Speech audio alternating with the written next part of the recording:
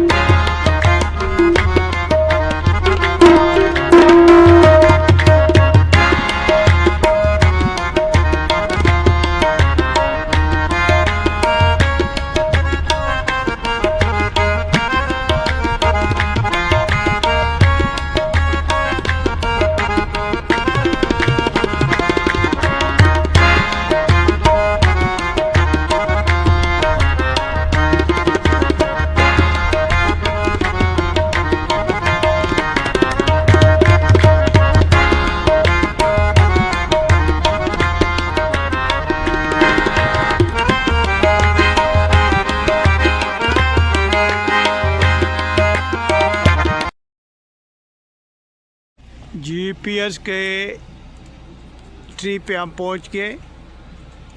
ये देखें माशाल्लाह कितनी नाशपाती इस पे लगी हुई है।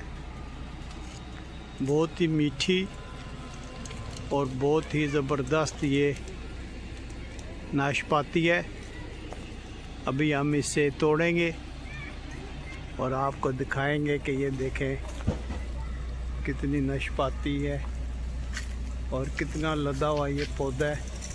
आप भी जब अपने गार्डन में कोई पौधा लगाएं तो कोशिश करें कि फलदार हो, सेब का हो, आड़ू या ये नाशपाती का। ये देखें माशाल्लाह कितनी बड़ी हुई टहनी है, ये देखें, और ये बहुत ही मीठी है। अभी हम इसको तोड़ते हैं और आपको दिखाते हैं कि ये नाशपाती जो है ये कितनी ज़बरदस्त है माशाल्लाह। ये देखें कितनी भरी हुई है।